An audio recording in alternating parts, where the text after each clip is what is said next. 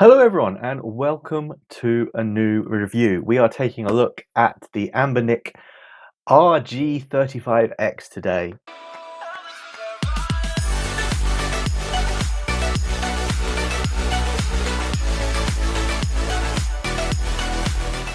This is kind of one of the many emulator devices that Anbernic do. It's nothing particularly special. It's actually more on the lower end. It's only got 256 megabytes of RAM. It's not capable of really emulating anything beyond a PlayStation 1 or a Game Boy Advance. So why am I reviewing it? Well, I'm reviewing it because I managed to pick this up on TikTok Shop for under £8. I was kind of surprised it even showed up. Now, I know that did include an extra discount because I'd never used TikTok Shop before, but still, £8 for an emulator that's got a decent screen and can run all your handheld games and classic stuff. Question is it actually what it says it is? Is it actually worth it? And will I be keeping it? Let's take a look and let's dig into unboxing it and looking at the device itself. Quite excited by this because if this is good, maybe TikTok Shop is the place to be looking for these kinds of things. There's definitely a lot of scams on there though, so we'll see. Okay, let's take a look at what we have in the Anbernic, I think that's how you pronounce it, RG35XX. Now, small box, we've got some information on the back here, the product name, the model, where it's from. On the side here, we've got the different color options. We've got the transparent white, which is clear, and not a lot else on the box itself. But let's get into it and see what's inside. So here we go. You know, it's a pretty tidy little box.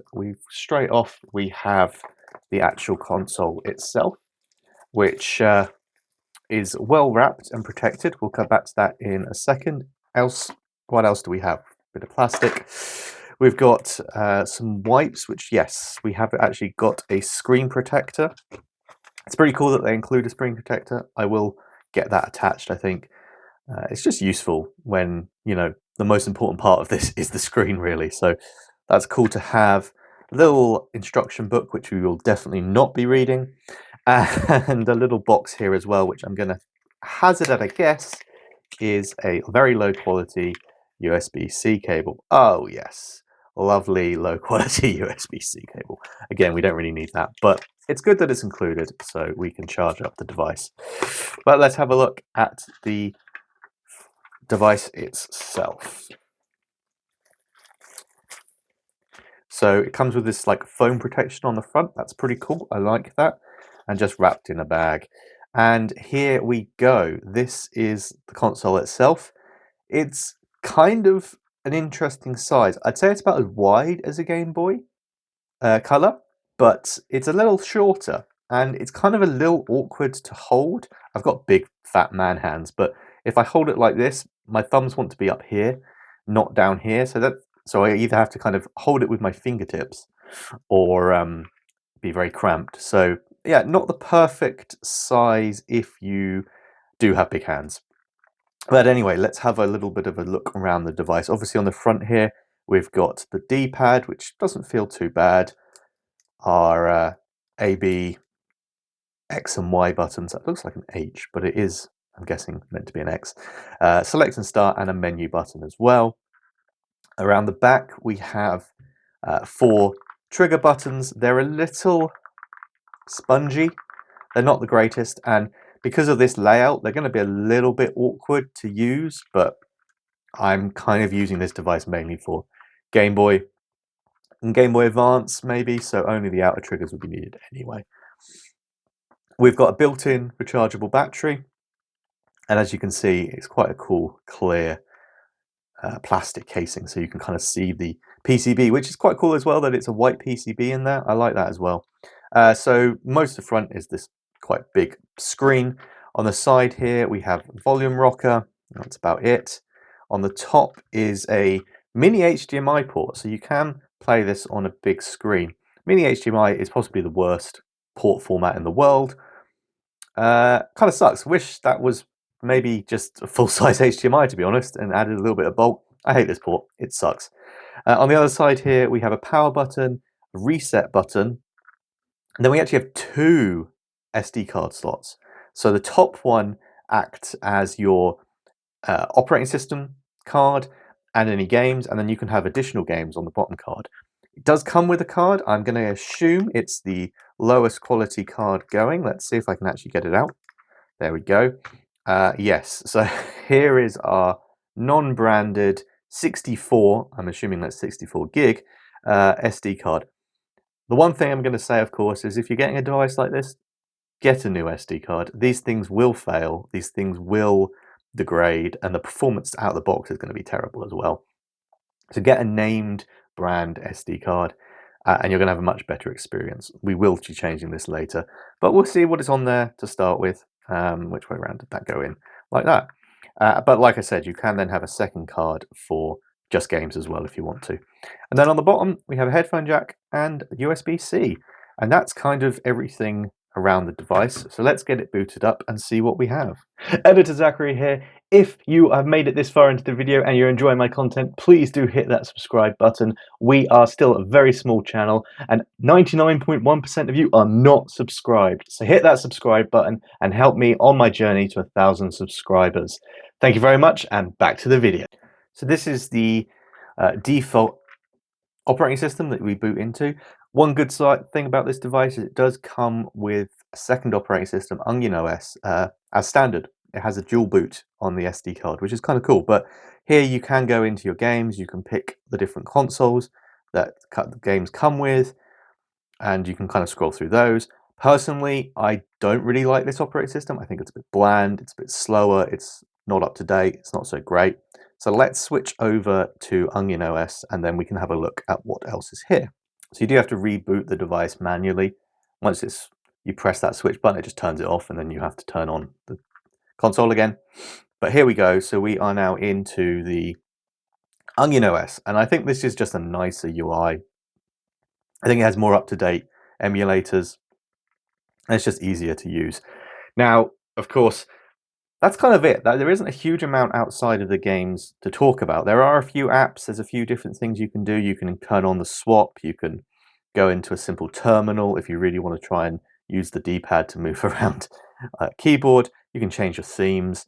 There's a few things you can do, but let's be honest, the main thing here is gaming. And that's where devices like this become a little bit dubious. It obviously comes with an awful lot of games out of the box. Now, the legality of that is definitely a grey area. You haven't bought those games. Now, on the one side, a lot of those games are incredibly old. Things like Atari games that you can't buy anyway. You can't buy the hardware to play them, let alone the actual games themselves. They don't exist anymore. Is it a victimless crime to essentially pirate those games to be able to play them? Certainly something to think about. And while some of the more powerful of these emulated consoles definitely have more modern games, this is a little bit limited. This is much lower spec device.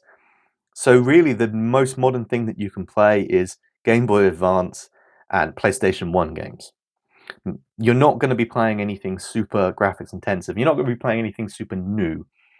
So there's definitely an argument to be said about this not being so bad in terms of illegality. I'm going to leave that up to you guys to comment down below what you feel about these emulators coming with games.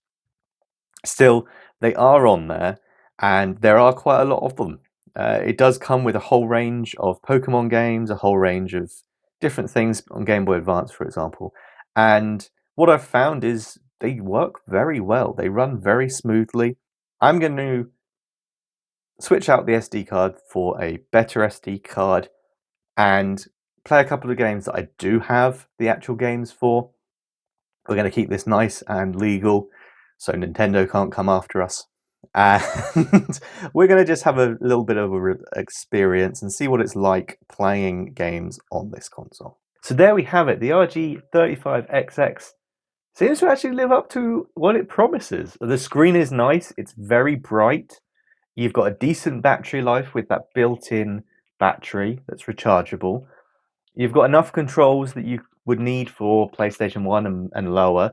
Okay, there's a mini HDMI out, pretty useless in my opinion, but other than that, it's kind of a cute little handheld device. And considering most of the time when I'm playing emulated games, I'm doing it on my Steam Deck, this is definitely a lot easier to carry around. This definitely fits in your pocket. If you're looking for something to just be able to pull out and play a little bit of something classic, this is definitely a good choice, particularly if you can pick it up on TikTok Shop for under £8. Still can't believe that. So what are my thoughts? Well, one thing I do need to say is the included screen protector and wipe. The screen protector is actually too small for the screen, so completely useless. So thanks, I guess. If I ever have something that fits that screen, I guess I now have a screen protector. But for the device itself, you know, if you replace the micro SD card that comes with it, it's responsive, it's quick, it's good enough to play most PlayStation 1 games and lower. I had a few issues with some more demanding games, and definitely it's not going to be up to doing anything like Nintendo 64 or newer consoles. But if you just want a handheld emulator, I can really recommend this. Plus, I mean, the transparent, that really calls back to my childhood. Transparent tech was such a millennial thing, and I love it. So I could definitely recommend this. If you can pick this up for a good price, I personally wouldn't probably spend anything more than like £30–40 on it. But if you can get it at a discount, uh, you can't beat it really. There's definitely nothing else at that price point that's kind of as good.